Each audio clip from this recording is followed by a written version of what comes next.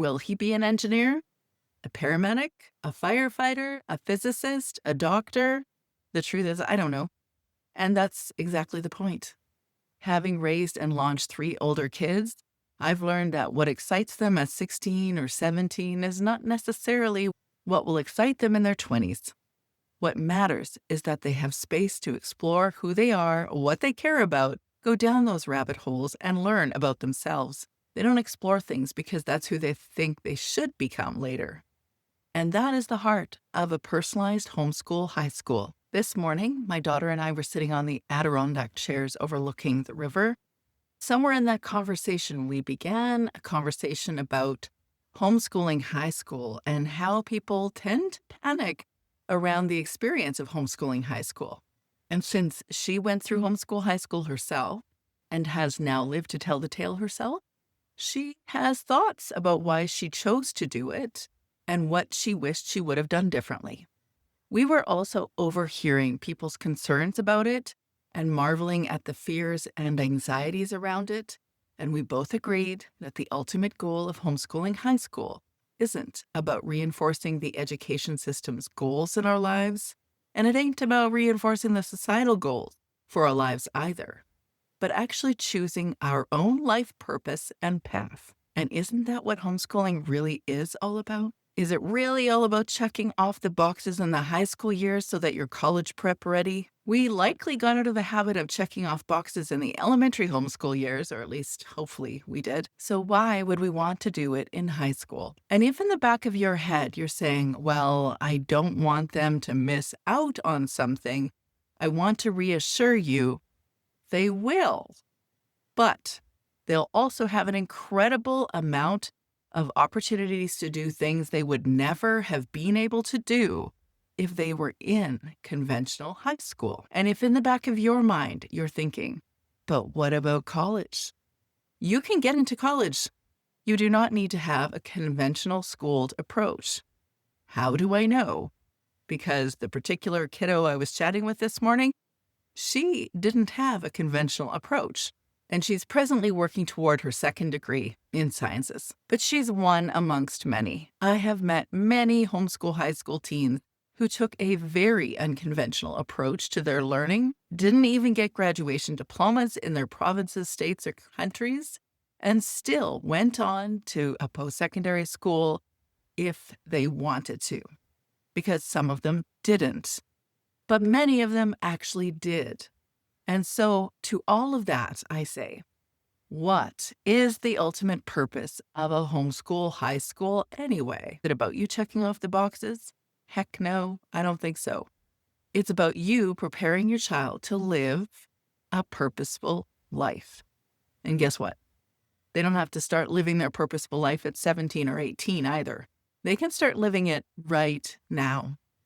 And if they do it now, they're going to be doing it when they're 25, 42, 52, and 76. So what's the ultimate purpose behind a personalized homeschool high school? They can live their purposeful life. Welcome to the Confident Homeschool Mom Podcast.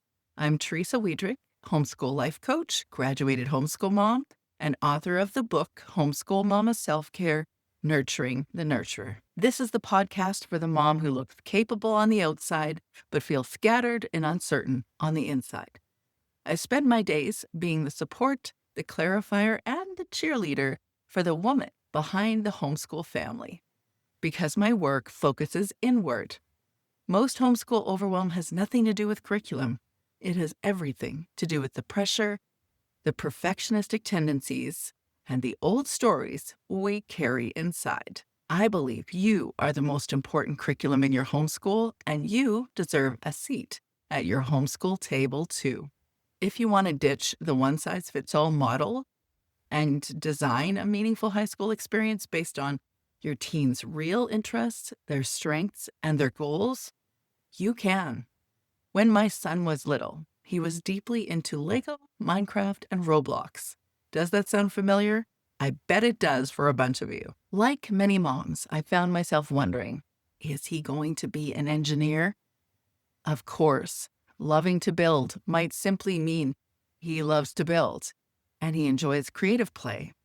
But as he's grown, these early interests have taken shape in ways I wasn't expecting. When he was 16, he was fully immersed in AP Physics, passionately trying to explain it to me, a mom who, let's just say, opted out of physics altogether in high school. In case you're also not fluent in physics, it's the study of how the universe works, from motion and matter to forces and energy. And according to my teen, it's the language behind roller coasters and rocket launches and coffee machines. Okay, so maybe I want to know a little bit about the coffee machine thing. So naturally, a couple years ago, we started planning a post-secondary tour of engineering programs in our province. But then, plot twist, he began volunteering at our local rural fire hall. Thanks to a provincial grant, he gets paid to train, and he even gets hands-on experience with emergency equipment and fire safety. He loves the team dynamics and truck maintenance and gear talk. He even took a first responders weekend course. And so with his dad being an ER physician, their conversation sounded like a medical podcast when they were driving home together. Will he be an engineer, a paramedic, a firefighter, a physicist, a doctor? The truth is, I don't know. And that's exactly the point. Having raised and launched 3 older kids, I've learned that what excites them at 16 or 17 is not necessarily what will excite them in their 20s. What matters is that they have space to explore who they are, what they care about, go down those rabbit holes, and learn about themselves. And that is the heart of a personalized homeschool high school. As a homeschool parent approaching the high school years, you might find yourself fielding questions from well-meaning relatives or friends or strangers, and they might be asking you, but what about college, right? How will they get a diploma? Aren't you worried about gaps in your kids' education? These questions come from a conventional lens, and they often miss the deeper, more meaningful reality of that personalized homeschool high school. That's an education that honors who your teen is, what they care about, and how they learn best.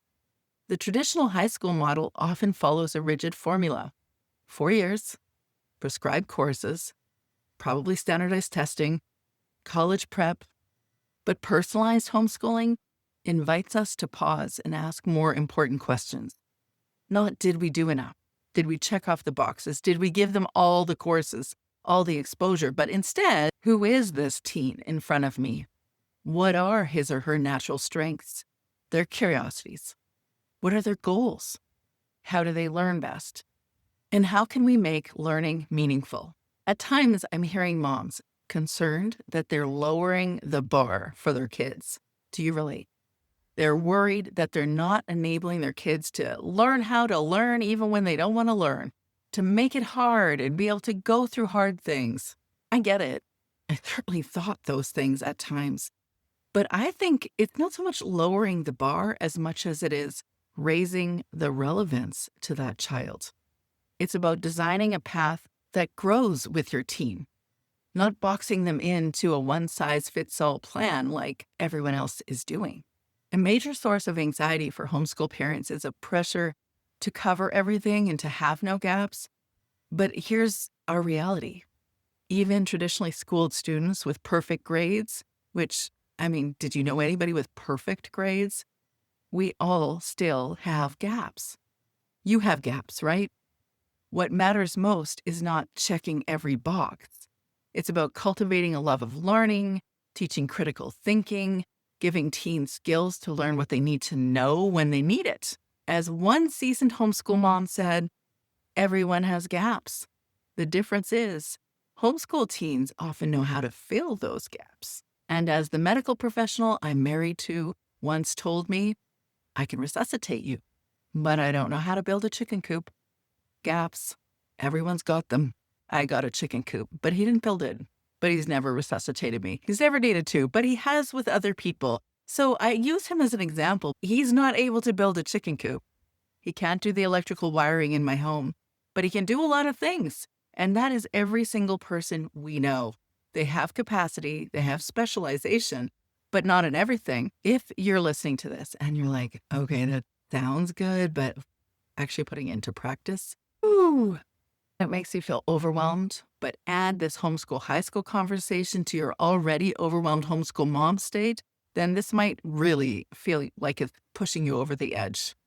If you've been in a place where you feel overwhelmed or you feel like, I don't know if I can do all of that and do the other kids' homeschooling, or I don't know if I can add one more thing to my world, it might actually be valuable for you to get clear on the roots of your overwhelm. In the last 6 years, as I've been walking alongside moms, I've learned that there are typically 7 things that overwhelm homeschool moms.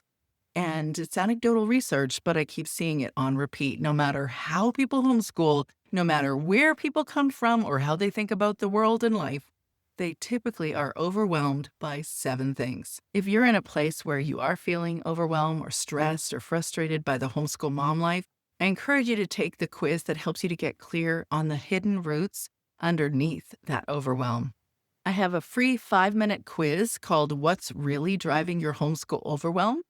It'll look at your emotional load, your capacity and energy, your identity and your self-trust, your relationships and your connection, your mental clarity and decision fatigue, your boundaries and personal space, your vision, and your general sense of fulfillment. In under 5 minutes, you'll get a clear picture of where you're thriving, where you're stretched too thin, and what you need to attend to. If you're interested, the link is in the show notes.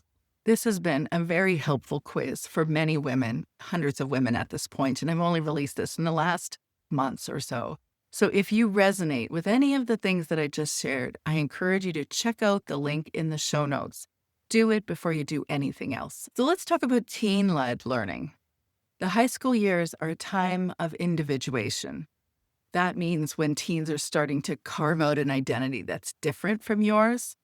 You might remember it when you were a teenager. That might look like questioning long-held family decisions, including homeschooling itself, which is normal. It's developmentally appropriate, although also undeniably surprising at times. And also annoying at times. I'm just saying, but it can be annoying and surprising for sure.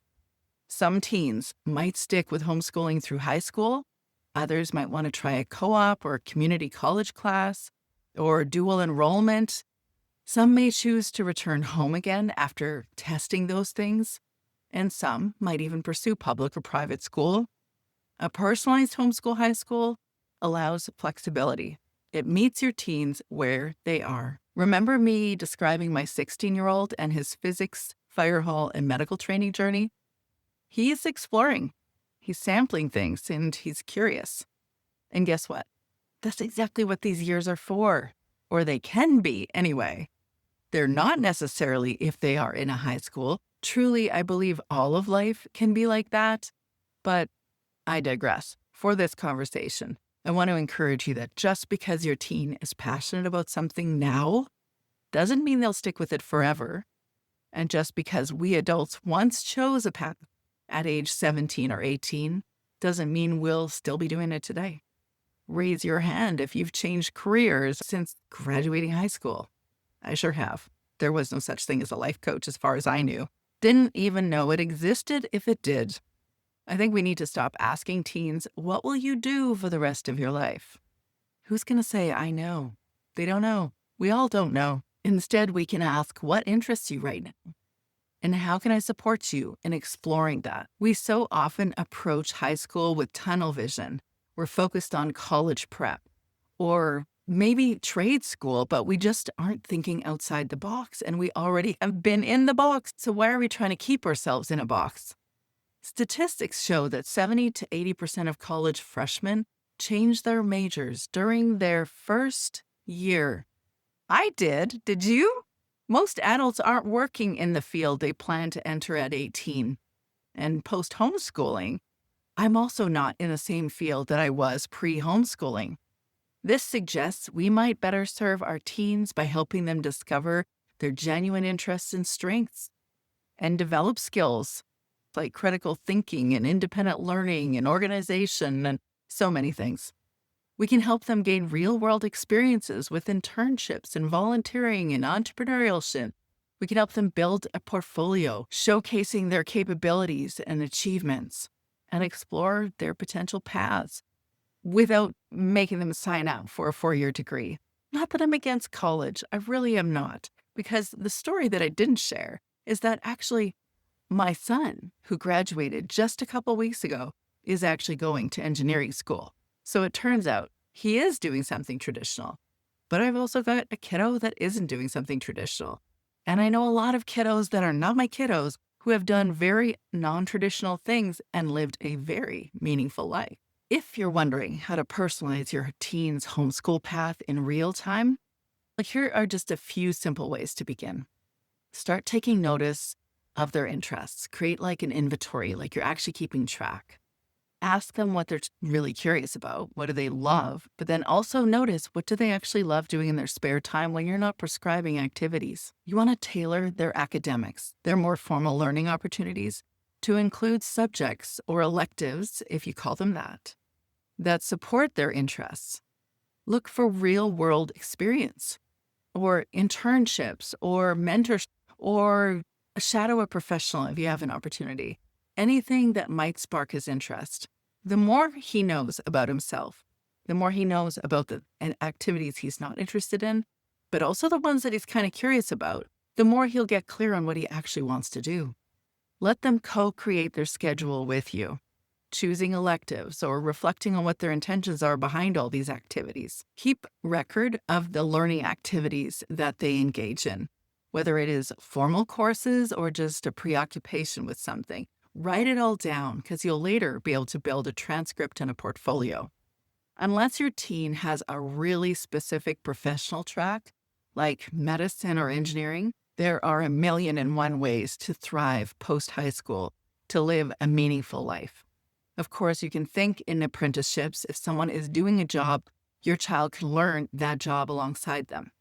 Or trades or certifications or community college or entrepreneurship. I think that might be the wave of the future right now. If AI is going to influence all the things going forward, then surely entrepreneurship will always be available to humans, because entrepreneurship is really just solving a problem. You finding a way to solve a problem and letting people know it's available to them. Clearly, I have a bias toward entrepreneurship. You can find out for sure by asking each of my kids, because yes, I do. But you know what? Sometimes kids need gap years or travel experiences, or maybe they just want to go get a job. The definition of success should align with your teen's strengths, their goals, who they really are, not just based on what society thinks is successful. If college is on the horizon, no worries. Your teen's learning can absolutely be documented and presented professionally. I've done it. Other women have done it. Vicki Tillman from the Homeschool High School podcast offers a transcript workshop to help you do exactly that. You can learn how to create course descriptions and credit hours, and you can incorporate samples of work. Make sure to mention extracurriculars because they are meaningful courses of learning, volunteer work, and letters of recommendation, and of course, personal reflections or essays. Colleges are increasingly open to homeschoolers, especially those who show initiative, self-direction, and passion. Exactly what this conversation is all about. But maybe the greatest treasure of a personalized homeschool high school experience is this: the deepening relationship between you and your teen. While their peers are often pulled away from family in traditional settings, homeschooling often shares more shared time, more conversation, more opportunities to hang out in the car together, and also hang out in the garden and hang out in the kitchen cooking and doing all sorts of things during their days. Of course, there's going to be tension and conflict. There's going to be pushback and resistance. But when we center learning around who they are becoming, we create a space, a family, an environment where trust and connection are the focus. That is probably the best thing. As you're walking through the homeschool high school years, remember that the goal is not to predict their future. It's to support their present. The beauty of this life is that your kids get permission to explore and become more them, to get to know themselves more. And they do it at their own pace and in their own way. I'm confident you're raising a capable, curious human being. Let them do it and be it. Because I think that's the most important success of all. But if you're still carrying that weight of overwhelm as you are moving into these high school years, as many homeschool moms experience, I want to remind you about that free 5-minute quiz I mentioned earlier. You started this homeschool journey with the vision, but right now it might feel like you've lost the map. That's exactly what this assessment is designed to help you find again. So take the quiz first. The link is in the show notes. And then if your results show you caring too much and maybe you want to go deeper and learn how to address that, you'll have an opportunity to book your free Aligned Homeschool Reset session with me directly. We'll get on a call together, figure out where you're feeling stuck or overwhelmed, and we find a path forward that fits you and your family. Both links are in the show notes. Thanks for joining me today. Did we walk the dog? Did you shine the taps? Ha, just kidding. Don't shine the taps. You have no time for that. I'd love to hear how this episode landed for you. Just shoot me a message on social, or better yet, share your thoughts in a podcast review wherever you listen to this episode, or if you're watching on YouTube, I'd love to hear it. Just mention it in the comments below. I want to remind you, you matter in your homeschool life, not just as the educator and the planner and the one who holds it all together, but as a whole person, needs and desires, and a life worth nurturing. Every small intentional shift you make ripples outward into your kids, into your home, and into you. You just have to take one small step toward alignment. That's what we do here together. If today's episode resonated, please hit subscribe so you don't miss what's coming next. And if you know another homeschool mom who might resonate with this discussion, share this with her. It might be exactly what she needs. We'll see you next week.